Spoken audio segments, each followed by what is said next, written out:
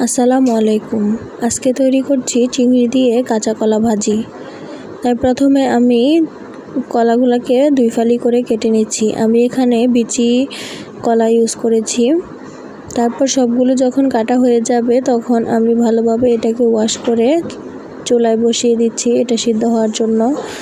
যখন সিদ্ধ হয়ে যাবে তারপর চুলা থেকে নামিয়ে আমি কলাগুলোকে ছিলে ভিতর থেকে বিচিগুলো ফেলে দিচ্ছি।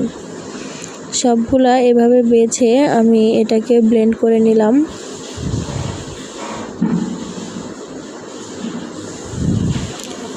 ব্লেন্ড করে নেওয়ার পর চুলায় একটি প্যান বসিয়ে আমি দিয়ে দিচ্ছি পরিমাণ মতো তেল আর পেঁয়াজ কুচি।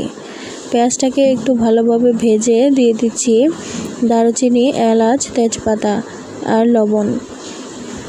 দিয়ে দিচ্ছি 5-6টা কাঁচামরিচ আর রসুন বাটা, আদা বাটা। তারপর মশলাটাকে একটু ভালোভাবে নেড়েচেড়ে দিয়ে দিচ্ছি চিংড়ি মাছ। তারপর সবগুলো একসাথে ভালোভাবে ভেজে দিয়ে দিচ্ছি মরিচের গুঁড়া, হলুদের গুঁড়া, ধনিয়ার গুঁড়া, জিরার গুঁড়া।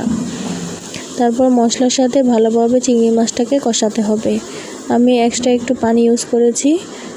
তারপর মশলাটাকে একটু ভালোভাবে কষিয়ে দিয়ে দিচ্ছি আগে থেকে ব্লেন্ড করে রাখা কাঁচা কলা।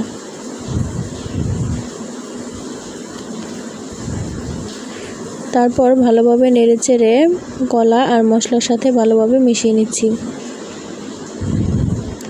ভালোভাবে মিশিয়ে নেওয়া হয়ে গেলে আমি এটাকে কুক করব। ভালোভাবে কুক করা হয়ে গেলেই এটাকে আমি নামিয়ে সার্ভ করে নিচ্ছি। এই তো হয়ে গেল কাঁচা কলা দিয়ে চিংড়ি ভাজি। ধন্যবাদ সবাইকে।